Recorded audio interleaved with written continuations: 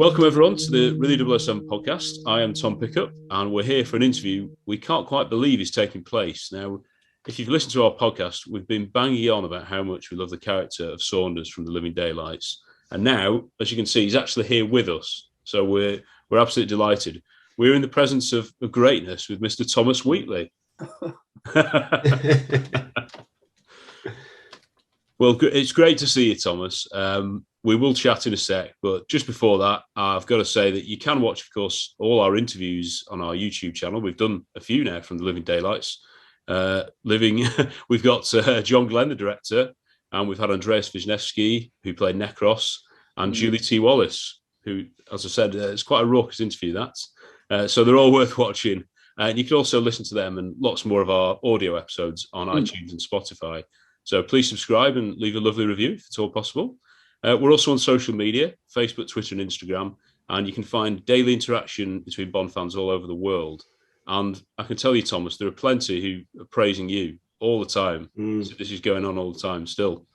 I did listen to your Allies podcast, and particularly the two Timothy Dalton ones, of course. And I have to say, I was overcome by the generosity of everybody.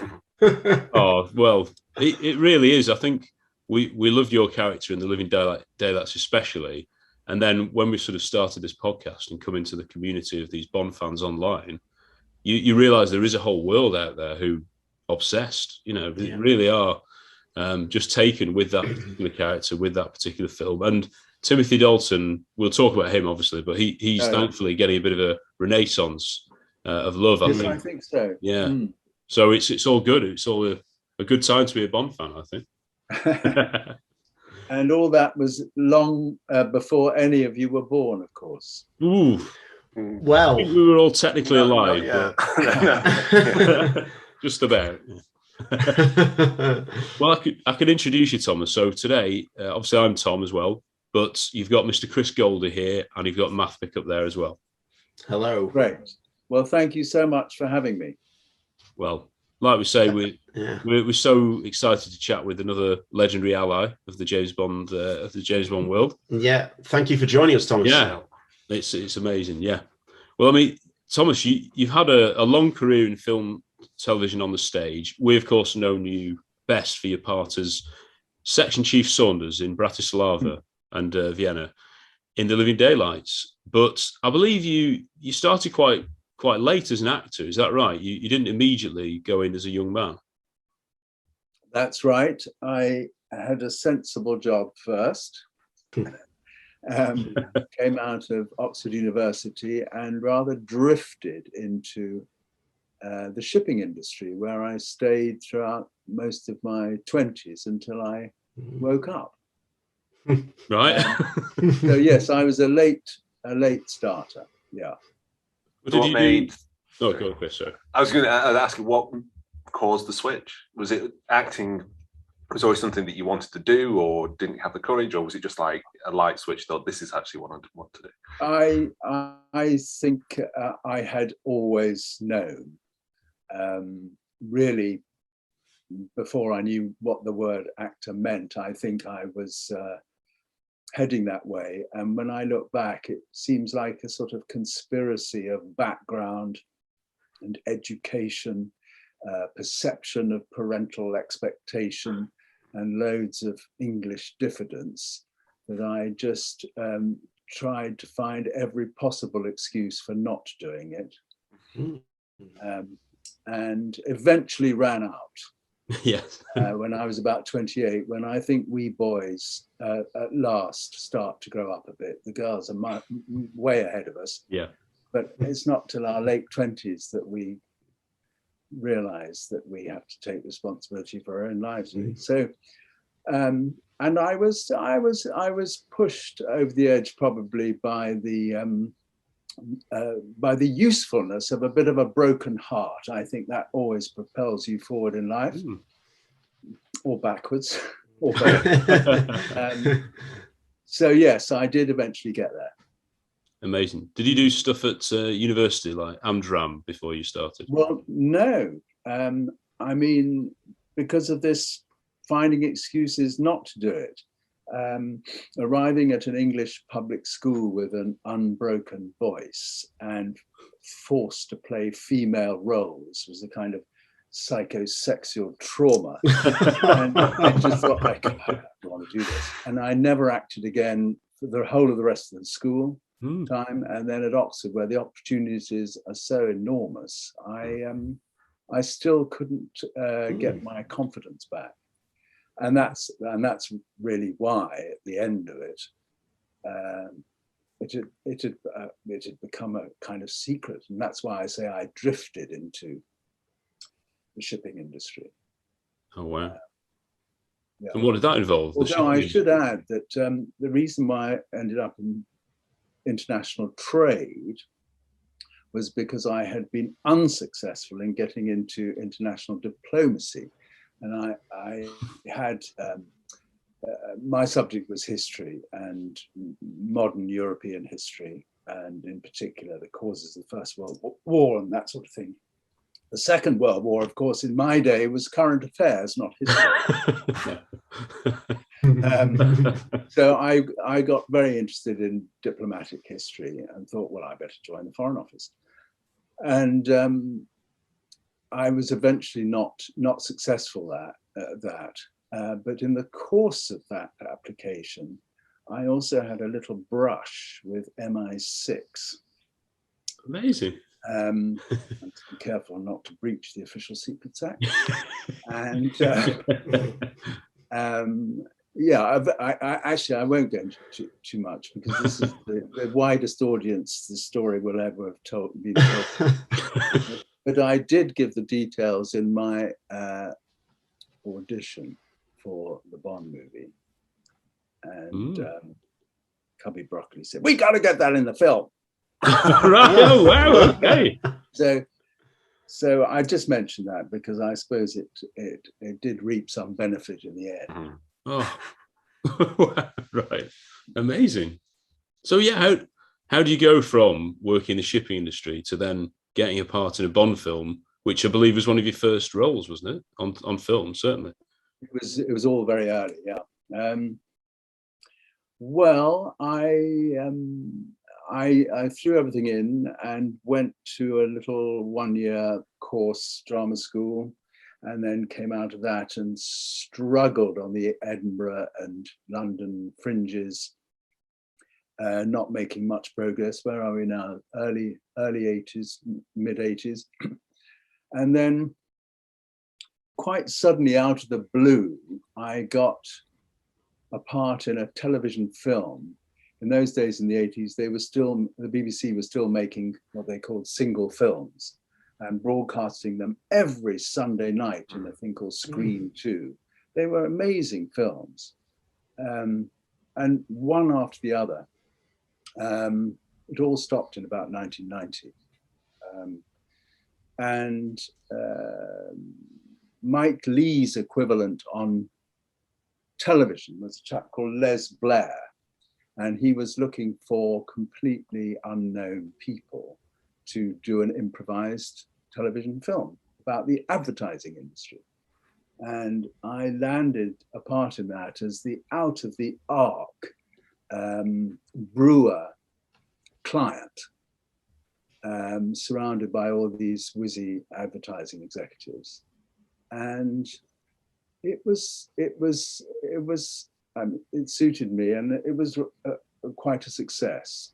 And I always feel, looking back, I feel I sort of took the notices while everybody else became international film stars. I'm talking Gary Oldman, Richard E. Grant, Adrian Edmondson, Arabella Weir, all sorts of people.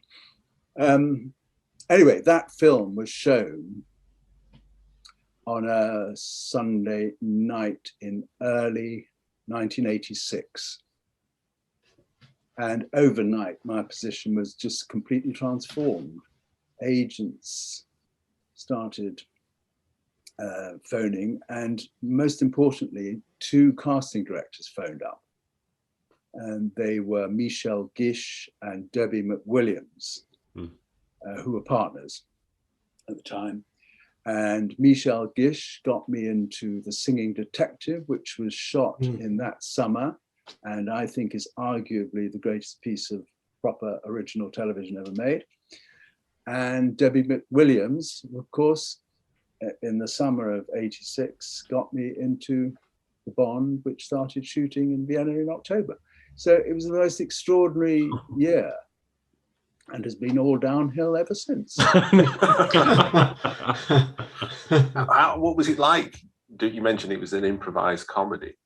So was that, someone who has no kind of real acting experience, that must have been very daunting in itself. Well, it's precisely because I was so green that it was not at all daunting. And I can tell you that my very first setup shot on television was a speech, improvised, remember, after the advertising executives have given me this example of what they want to do for us. And it's absolutely dreadful. And Les Blair asked me to leave a pause before speaking. And then, broadly speaking, he demolishes this whole idea. And I left what has been described the longest pause in television history. And then I got going, and I was just talking away, all improvised, effortlessly, undaunted. And this went on for about 10 minutes until the magazine ran out. And Les Blair came over and said, "Are you happy with that?" I said, "I don't know." He said, "Well, I'm happy with that." So there was only ever one take. I'm blathering on here, but that's the greener you are, the less daunted you are. Yeah. And as we get older, it gets all gets more terrifying. And it was the same on the Bond. I mean, I was so the novice that I was fearless, probably. You mentioned The Singing Detective. That, I mean, a classic now. It's seen as, isn't it? And Michael Gambon was in that, I believe. He was. So you've acted with some cracking people, haven't you? Yes, I have. Yeah, all along the way. Yes, yes. And I had a lovely little scene with Michael Gambon at the end of the first episode, trying to refer him to a psychotherapist, which he doesn't accept. I was a registrar, a doctor, and because I was a doctor, I'm proud to have been in the flagship sequence from the series, which I don't know whether you're familiar with it at all.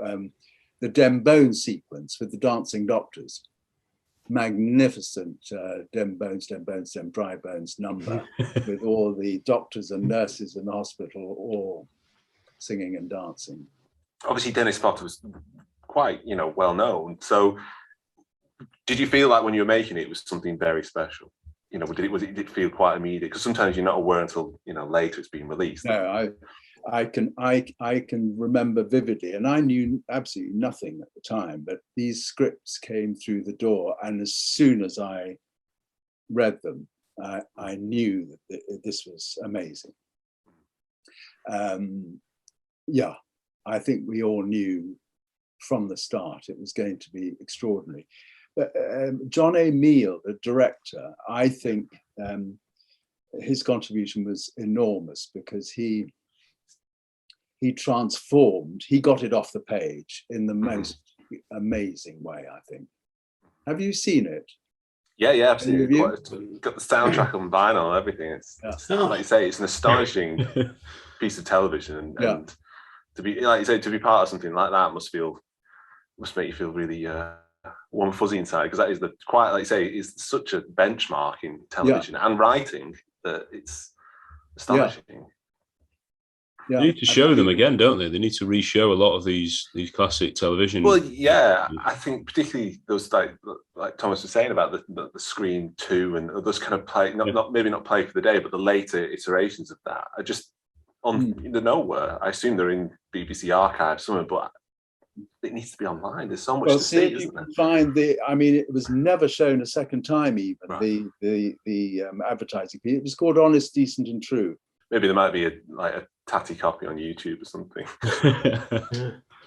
Dig that out. I saw also you've done a verbatim play, Value Engineering, about the Grenfell inquiry.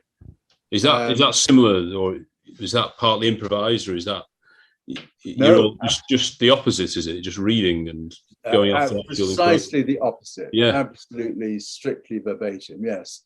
Well, the reason why I delayed this gathering was because I've just been doing that. Yes. Right. Okay. Yeah. Finished a couple of weeks ago. Well, great that you're back on stage. That's, in these times. Well, I am, and I'm not, slightly known for perpetually retiring. I sort of do mean it this time, and I hadn't done anything for 5 years. And I had to do this job because, I mean, we're jumping to the end now, but I mean, the core of my career, if that's not too generous a word, is this verbatim, this body of political work which came out of the tricycle in North London. And I'm very, very proud to say that I have ended up being the only actor who has done all 9 now, this was the 9th, 9 of these reconstructions of trials and inquiries, sort of known as tribunal plays, which were developed by Nick Kent, who ran the tricycle for a very long time, and Richard Norton Taylor, the Guardian journalist, who's edited them all down. We started in 1994, and I thought we'd finished in 2011, and Nick stepped down from the tricycle at that point.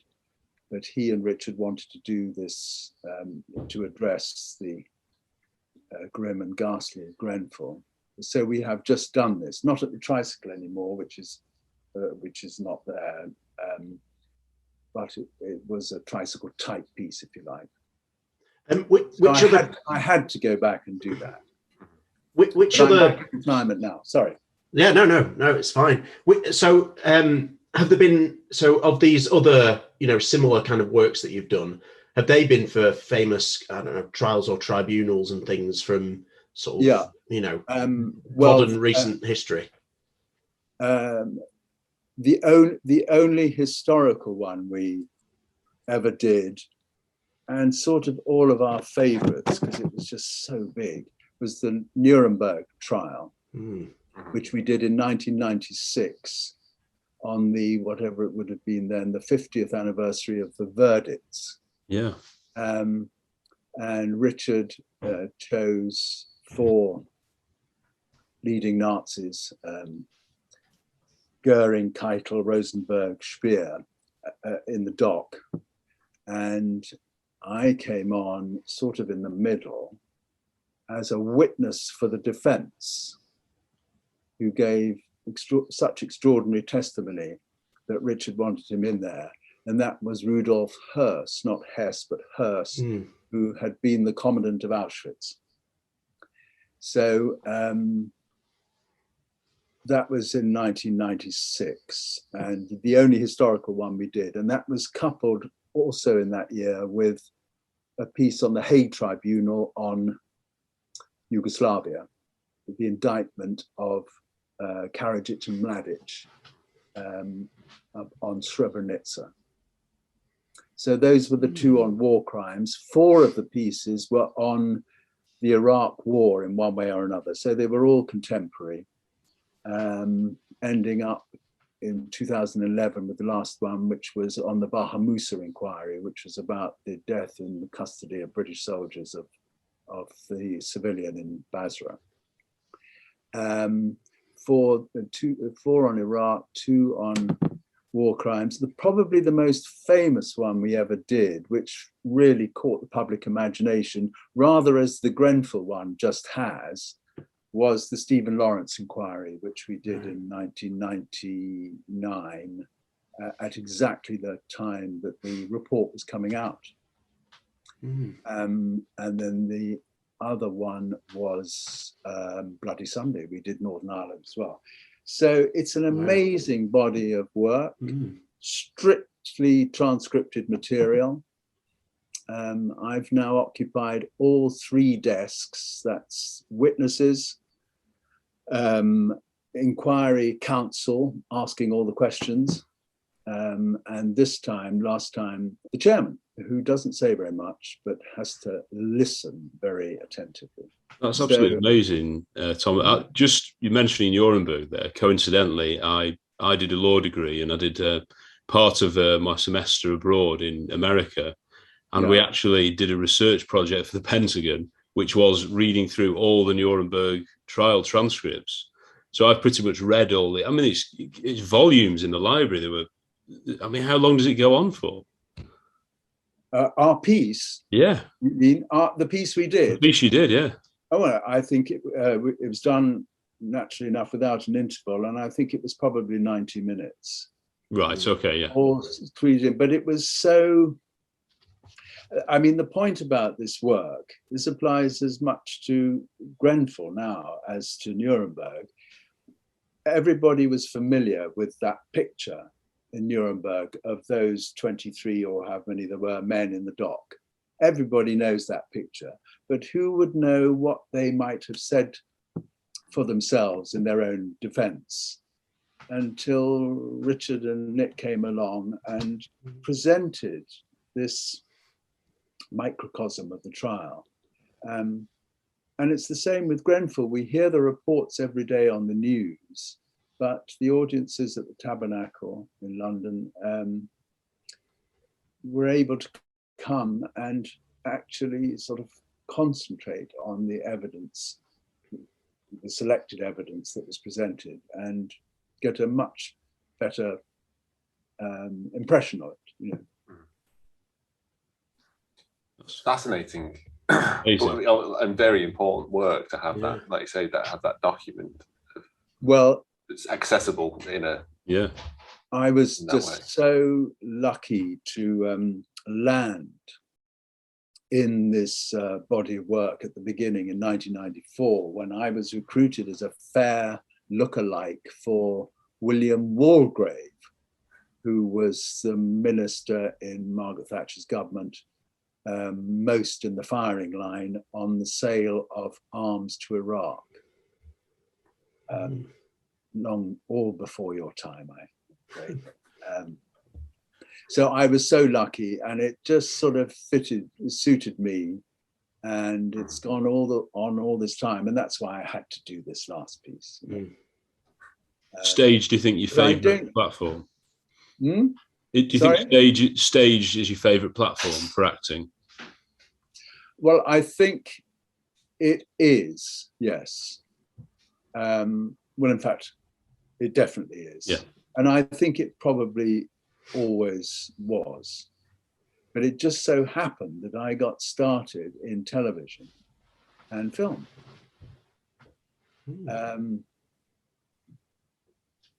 Which actually made, funnily enough, it made breaking into theatre quite difficult. And I never did break into mainstream theatre, actually. Did I say break into film? I meant break into theatre. Yeah, I thought you definitely broke into theatre, Thomas. But yes, I think I do. I think that's where the craft of acting belongs. Matthew, you've got a question. Well, you've got a story to tell Thomas, haven't you, about theatre? I have, yeah. A few years ago, I went with my parents to the Royal Shakespeare Company Theatre in Stratford, and they were doing, it was the same sort of cast and crew were doing 2 plays. I'm sure it was Love's Labour's Lost and All's Well That Ends Well, but I might be wrong. It was Love's Labour's Lost and what was called at that time Love's Labour's Won, which is actually Much Ado About Nothing. Oh, right. I see. Yeah. But yeah, and opened the programme and saw your picture there and the name Thomas Wheatley, and I was like, Mum and Dad, it's Saunders. Like, this is amazing. And so I saw you perform. Can't remember what it was. It must have been 5 or 6 years ago now or something. It was 2014-15 season. Right. And the two plays were set either side of the First World War. Right. Yeah. 1914, 2014. Yeah. And there was a third play on the Christmas truce, which we did right at the same time. Yeah. Yeah. I did hear you talking about that when I. Oh, did you? Oh, good. Right. Okay. And, spoiler alert. Very kind of you to mention that. But I think you were also detecting that, and I can say this, I'm sure. I mean, I was not very happy up there, to be honest. Oh, and that was I limped home from Stratford. And that was the moment when I thought, I think I may be done with this. Oh, right. So, I haven't detected that myself, but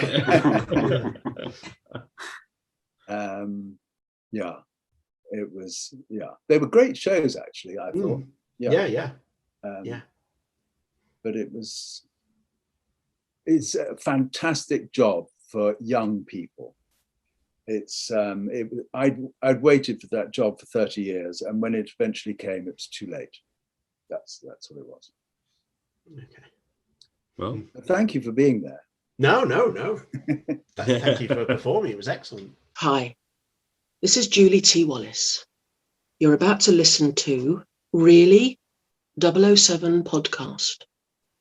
It's about me in the living daylights, or he will be boshed. You mentioned, of course, that you got in contact somehow with Debbie McWilliams. Is that how the process started with coming to be cast in The Living Daylights? Absolutely, yeah. I mean, and it was within months of this little film being shown. And I was called in to see them all. They were all there. Around this round table in South Audley Street. Cubby Broccoli, Barbara, Michael Wilson, John Glenn. I can't remember his name, the co-writer of the piece. Oh, Dick Maybaum, was it? That's right. Yeah. He was there as well. And it was just, I suppose it doesn't happen these days, but it was just so friendly and warm and easy and unintimidating and just very, very delightful. I mean, Debbie McWilliams is still doing it, I think. Yeah. And she just does her work, presents them with people, and I don't think they see many people for these parts. And I mean, I got the job before I got home. Brilliant. What did you have to do? Did you have to do a scene with someone, or no? That's what I mean. You don't read. You certainly don't do a self-tape like these days. Yeah, it's another reason why I've withdrawn, because I wouldn't know how to do one. No, I don't believe I read at all. It was just a chat, and I told my MI6 story, and it was just, as I recall, just a gentle chat. Must have been a good one, though. Yeah. And obviously, coming into this, obviously you must have known this is a Bond film. Had you seen a lot of the previous films, or were you aware of it? Because some people aren't. I think Julie was. I think she said she hadn't seen any at that stage. Of course, I was who hadn't? Julie hadn't. Yeah, well, that's what she told us. I don't know if that's entirely true. But. I of course I was familiar with it, and I had seen several probably, but I was by no means like you lot, a paid up fan, and certainly not an expert. And it was an incongruous thing for me to be up for. I mean, people who knew me, friends and family, thought it was, very, very odd and extraordinary and very delightful. Yeah. So what was Cubby like as a chap? I mean, he's a legend, isn't he, of the producing game? Yes. Absolutely. Well, sort of fatherly, Yeah. so charming and generous. And I mean, by then, Barbara and Michael were doing all the work, really, but Cubby was with us throughout in Vienna. He was there all the time. And Dana, his wife, was there all the time. They were all, I mean, as lots of people must tell you, it is a family. Yeah. And for the time you're involved with them, you're one of the family. It's very, very lovely. How long were you on set for? Was it kind of did you shoot everything at once, or did you have to go away and come back until it relocated? Or I had two sort of sections. I think it was the very beginning of the shoot, a fortnight in Vienna, in October '86. Then they all went off to Tangier and Ouarzazate and all of that, and I was left behind. I can remember Barbara ringing me up at home at least twice while they were away, saying, "Hello, we miss you." Oh. I mean, that's how they are. Yeah. I think they were out there for a month, and then I had a fortnight in Pinewood. Yeah. And that was it. And I must have been done and dusted by Christmas, I think. Amazing. What's it like, kind of, right? Because obviously these are huge productions with loads of people involved, crew, cast, just the sheer mechanics of it. It must be, this huge machine that has to sort of move around. What's it like, you kind of being dropped in to do your scenes, then go and then come back again? And obviously they've spent this time abroad filming, and then you're dropped back in. What was that like? Well, again, I think because I knew nothing, I just took it all in my stride and was unfazed by it all. I mean, I would be now. And I can't really remember. I was, as you say, just dropped into Vienna, into the Bristol Hotel next to the State Opera House. Beautiful. The loveliest hotel I still will ever have stayed in. And limoed around like a Habsburg prince. And to all these stunning locations. And everybody was out there. John Barry was out there as well.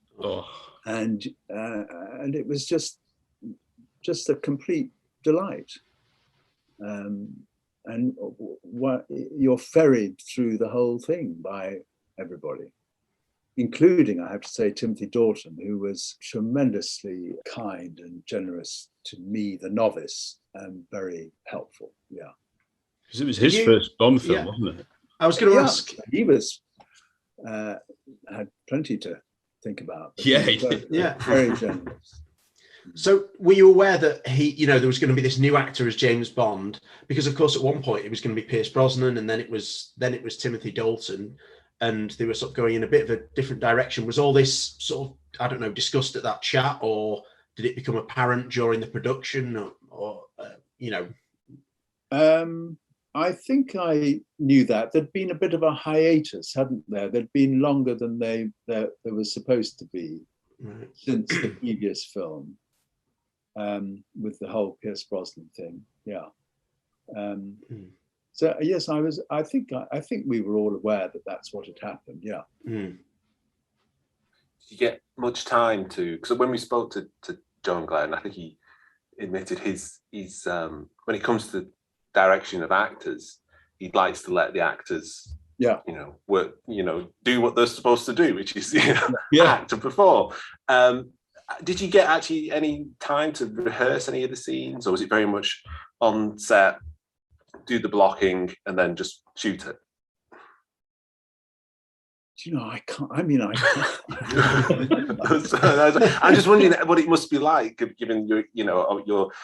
It's quite an extreme in terms of when you're doing something on the stage, where you have that opportunity to rehearse, and there's much more to preparation with a film where you might just, like say, turn up, shoot, and then go home. And I was wondering how that kind of worked with because obviously you share a lot of screen time with Timothy Dalton.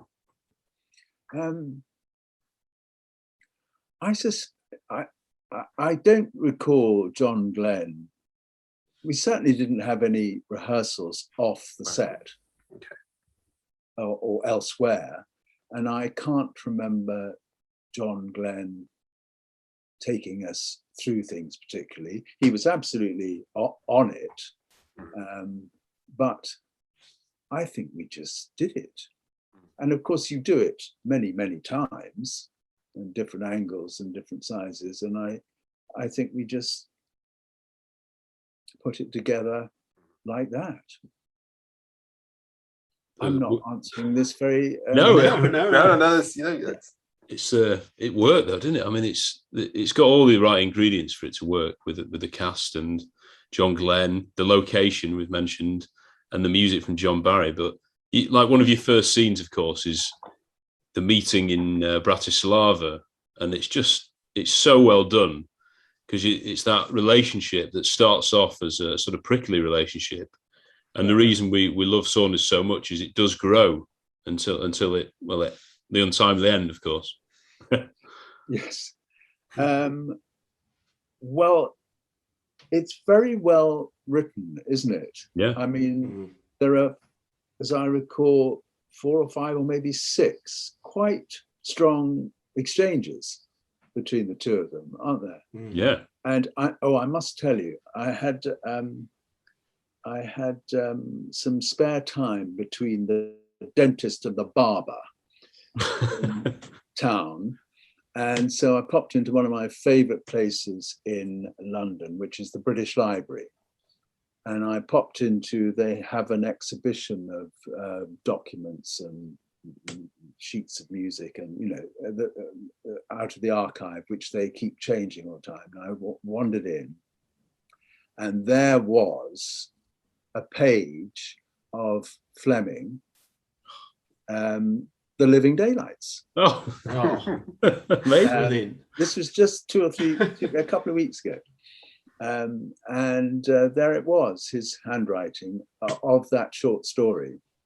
And as I'm sure you know, it is a short story, quite a significant one. And I think it was the last original Fleming material that was used.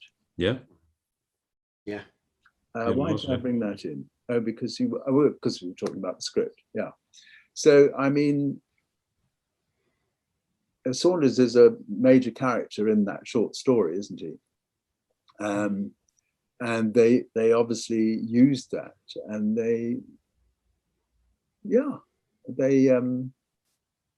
they're a great contrast, aren't they? I mean, people ask me, they say, well, what did you play? And I said, well, I played the other British agent, totally lacking in any of the charm, flair, panache, sex appeal of James Bond. Very, very difficult part. He's got his fans, Thomas. He has online. Don't worry. Yeah, he does. But he's a nice and well-written character, isn't he? Oh, absolutely. Yeah, I think he definitely stands out as one of the. And I do think that's also down to the chemistry between you and Timothy. It's quite clear, like I say, it's very prickly, kind of rub each other up the wrong way. But then that bit in the coffee shop, that sense of tragic, isn't it? Yeah, it is. It's one of the, I suppose, one of the most kind of hard hitting deaths in any Bond films, and that's when it's at its best, isn't it? When you take characters who don't have necessarily a huge amount of screen time, but because it's such a well-rounded character and has some impact on the plot and the characterization, as opposed to it's someone basically telling someone the plot so we can just kind of follow it. It works brilliantly, and it's always stood out to me as one of the best, exchanges, allies, and just because it's kind of the characters have an arc. Yeah. You know, they go through something as opposed to, you know, it's one scene after the other and then and that's it. I think it's like I say, there's plenty of people who absolutely love that character, and it is a standout scene within that film, which is one of my favorites. You know, I think it's it's just, you know, there's so much going on in that, and I think John Glenn and, you know, the editor did a great job cutting to Andreas outside and building up and John Barry's music, and then that kind of sense of, you know, that actually you're not too bad, Saunders. Yeah. For you to step out, and then for Dalton to, you know, because if you didn't have that, the anger that Dalton gets wouldn't be believable. Yeah, I think that's so, it's such a highlight of the film. It is kind of the pivot of the film, about something just over halfway through, isn't it? When he is transformed by that experience. Yeah, well, you say the chemistry. I mean, it was just natural, and I think we both came into it with an earnestness that was perhaps unusual, and appropriate, actually, for both of them. And when you say, I think we had there was a big anniversary recently, wasn't there? Is it 50 years or something? It's 60 years next year. Yes. Since, maybe I mean the last big one. 50 years when it was Skyfall. It was the moment when the Living Daylights at last began to be better recognised. Matthew Sweet. Yes, Matthew Sweet. Yeah. Timothy Dalton was the best. As I do, I would say that. Oh, good. We agree. That seriousness, which I think Daniel Craig has picked up on, that seriousness was perhaps didn't work so well at the time, but is now reaping its reward. Absolutely. We said that Saunders gets a lot of love from Bond fans, but Timothy Dalton's getting more and more all the time. Good. And was it a case of do you think he brought that to it, or do you think the direction they wanted to go down was more that darker route? Of course, I don't know the answer to that, but I think it was.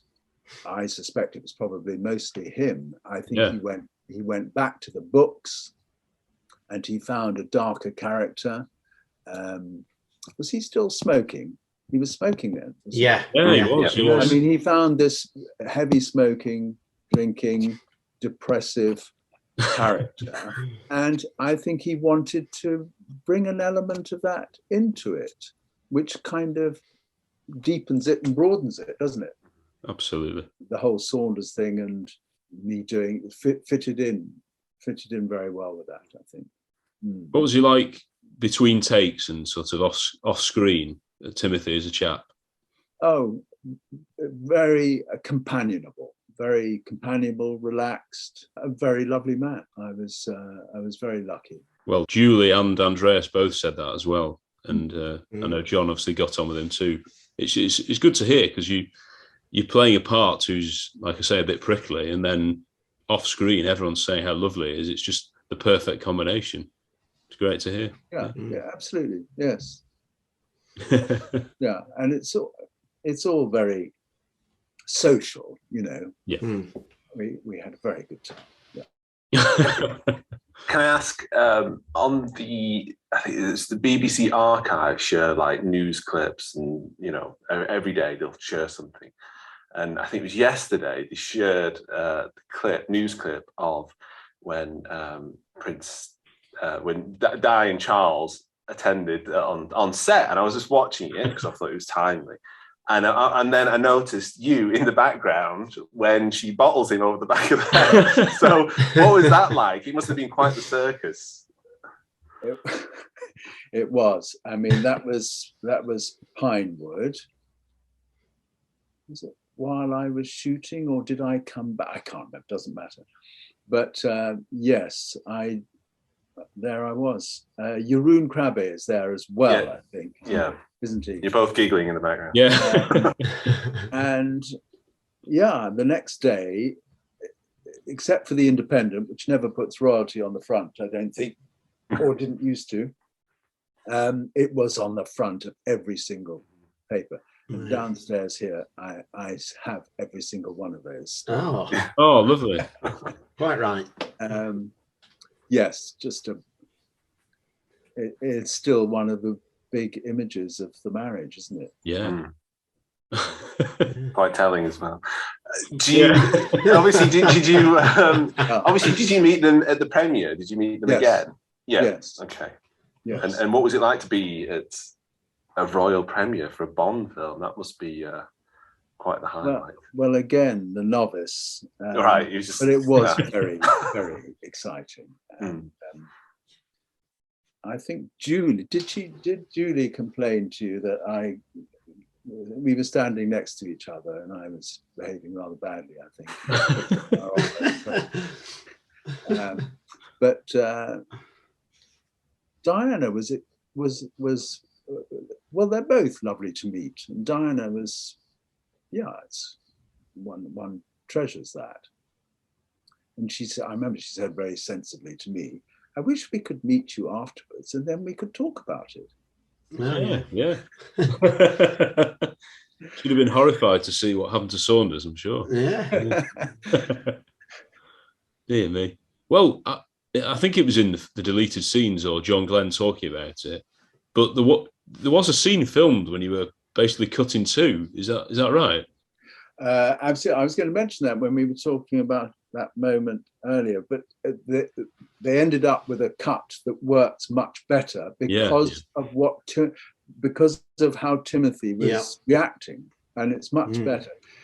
They had 5 plaster models of me. There were 5 dinner jackets cut up the middle. And it was a huge, I can't remember how long it took, but I mean, it was a huge special effect. And I have a still of myself reacting to the door being closed at speed to 6 inches from my nose.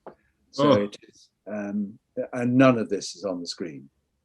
But there was loads and loads of material, but they just have the explosion and then it cuts straight to the bobbing balloons, and I think you can see a patent leather shoe there somewhere. Yeah. And Timothy just reacting. So that was quite a big stunt then that you did that didn't end up and getting used. So was that a big, process, and was it quite scary in some regards? Well, it was. I mean, if I can get you to see this still, you can see it was absolutely terrifying. Yeah. But one is shepherded through these things, Yeah. It's great though, the restraint they show that it was better in the final edit, what you didn't see. And it's Tim's reaction, isn't it? Bursting the balloon. That is, I think it's again one of the best moments in the franchise for me. That it's just it typifies everything about his Bond. And that is because of the, you said it's a pivot, isn't it, in the film? Yeah. And it's that revenge side that they did explore in License to Kill, which we love as well. So, absolutely amazing. Was it lovely to work at the Prater? Me and other collaborator John, we've been there and on the wheel, and it's a beautiful city in general, Vienna. Well, I was thrilled to be there for another extracurricular reason. The other thing I did in 1986, everything happened in 1986, was I revived from the year before, when I'd done it in Edinburgh on the Fringe, my own one-man show. We all did one-man shows in those days on the Fringe in Edinburgh. And I revived this again in the tiny little Latchmere Theatre in Battersea here. And it was a piece that I put together about Beethoven. Classical music is the biggest thing in my life, probably. And Beethoven was my first love. And I put this together, all his words, and done it. And so the next thing, I'm sent to Vienna So, you know, I was on a Beethoven pilgrimage, and there was time for me to do the lot. I mean, he moved house twice a year, winter and summer. So I went to every house or site of that I could. Two of them are big museums, one out in the village of Heiligenstadt and one in the center of the town. Fidelio was on at the State Opera House, which I went to see. Oh. I went to the grave and all the statues. I just did the whole Beethoven pilgrimage while making this great big film. I mean, it was amazing. Well, you've got film. Well, you've got scenes in the opera house. Was that at the actual opera house? Yes. Well, the Marriage of Figaro in the opera house where we agreed to meet in the Prater. That's right. That was the beautiful Habsburg theatre at the Schönbrunn Palace. Oh yes, yeah, of course. Yeah, and that was, I think, the only interior in Vienna. Yeah, all the other interiors were back in Pinewood, but we were in there. Yeah, beautiful place. Yeah. And the Prater part was fun. We were there at night, weren't we? Yes, of course we were. Yeah. Mm. And then I was going to do an impression of you. You know, you put up your program to indicate to Bond. You know. Oh yes, Michael Wilson, wasn't it? Oh yeah, oh, right, is there? Yeah. Sorry about that. Yeah, sorry. Michael Wilson sitting next to me. Yes. Oh, yeah. Brilliant. Yeah, that's his because he cameo. Hitchcock like Hitchcock cameo, yeah. So he was sitting next to me. Yeah. Sorry, that was a distraction. I'm sorry. Not at all. Yeah, and the exterior of the Bratislava Concert Hall, is the Volksoper in Vienna. Yes, that's right. Yeah. Yeah. Absolutely amazing. Yeah. I mean, we've said you've got all these quite serious scenes, but then you've got a bit more of a silly scene, which you have with Julie and Jeroen. Well, I know you're sort of there at the start, aren't you, when you're getting him through the pipeline, which is another terrific sequence. Am I there? Is that right, Math? I don't know. I don't know, because I think I get the left. sniper I get rifle. left You're left behind, with aren't you? the Sorry, Yeah. Oh yeah. You're holding the sniper rifle. That's it. Yeah. and I haven't a clue what to do with it. Yeah. And then I think Saunders is got his back on this big pipe, and and of course, vibration, and that's Yeah. Julie and I did not cross paths. I don't think.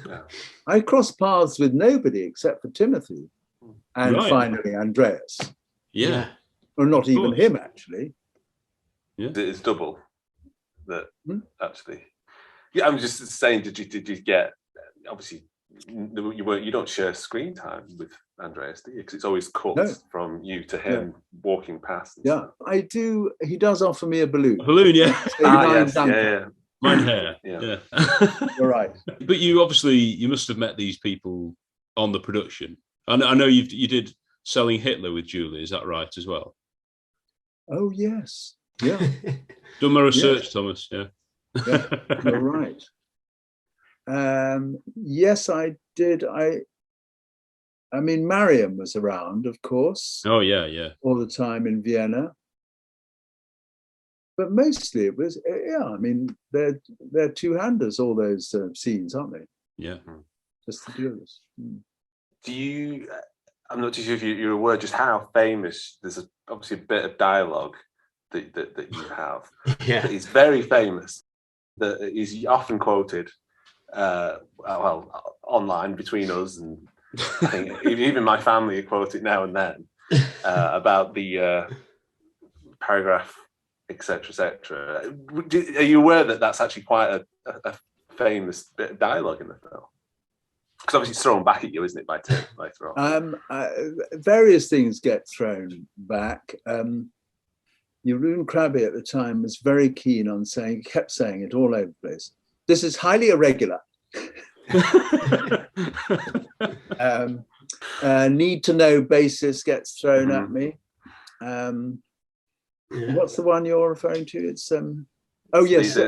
Oh, my great niece, who is quite small. A few years ago, she was introduced to things, and so I arrived there one day, and she said, "You're bloody late."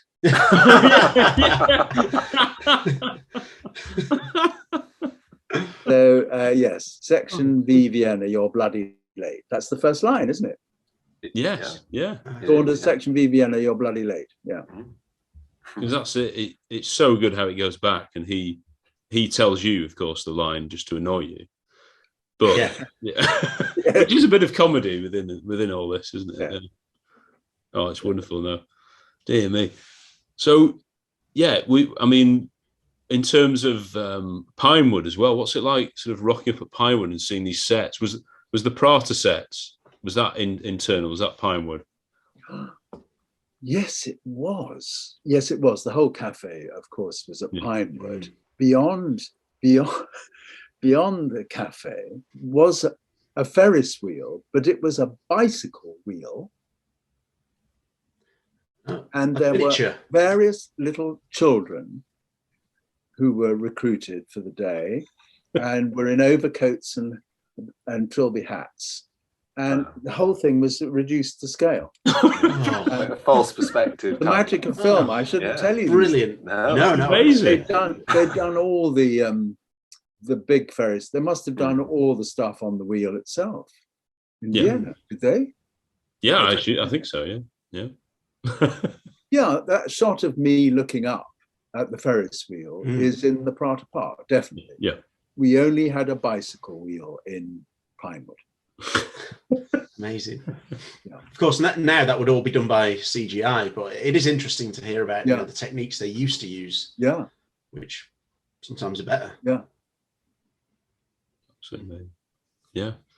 And another, iconic character we spoke to was Andreas Wisniewski, of course. Yes. Who played Necros. These are such big characters. Are you aware of sort of? It's had a massive effect on his life as well, and Julie's. That I think all three of you were relatively new, relatively young. Yeah. And it's just transformed their lives. Is that, would you say it has sort of been the thing you're most remembered for? Definitely, yes. Because I quite soon went off in another direction. And this tricycle work that we talked about, I'm very proud of it, and it's a very important development in British theatre, I think. But it does not have mass appeal. So yes, that's by far the biggest thing.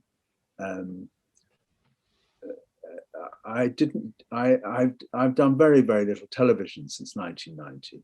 The late 80s with the singing detective and everything. I worked quite a lot in television. The Living Daylights did not lead on to any more film work at all. In fact, the only other big film I made was a very entertainingly coarse piece called Death at a Funeral. Yes, yeah. 20 years later, in 2006. So I'm expecting my third film in 2026. So yes, it's by far the biggest thing.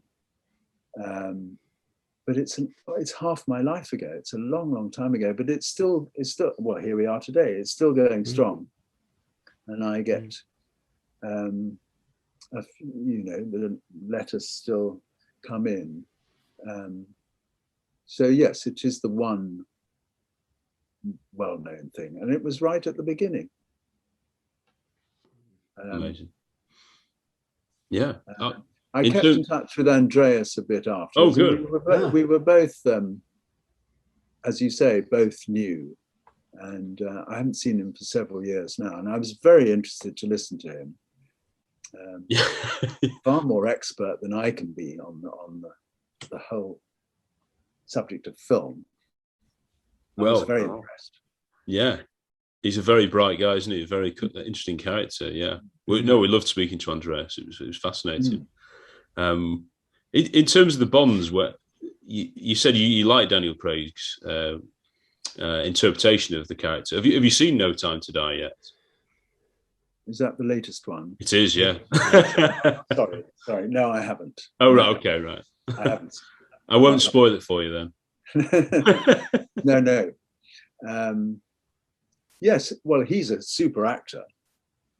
I saw him in Angels in America at the National Theatre. Oh, yeah. So I've been was very aware of him before he took on the part. Very good actor. Which your favourite Bond films would you say? Oh, don't. The answer is The Living Daylight.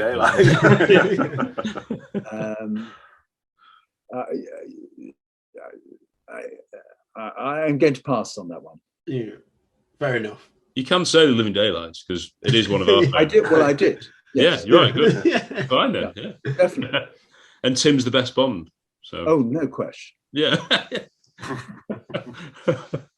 I was just going to make you aware, Thomas, that on Twitter, I don't know if you use Twitter or not. Yeah, go for I don't. I'm sorry. Don't do any of these things. Yeah. Somebody's created an account called One Saunders a Day, and I don't know if you can see this. He posts that picture every single day. Yeah. And the other day he did it with sunglasses on. I don't know if you... So that's I know nothing, do I? Yeah. This is what's going on. That's how far-reaching your appeal is as that iconic character. And I'm not being sarcastic there. I'm not. No. Yeah. And they'll absolutely love to hear this and see you talking about the role as well. Thank you so much, Tom. Yeah. Thank you. Well, thank you so much. What fun! You're quite prolific, aren't you? Yeah, we are. Yeah. It's the kindness of yourselves and Julie and John Glenn and Andrea. The fact that you're prepared to give an hour or so of your time is wonderful. Yeah, and, we get so much feedback from listeners who would just absolutely adore the characters you created. And what maybe on part 2 you can reveal your MI6. Yeah. Need to know basis. Yeah.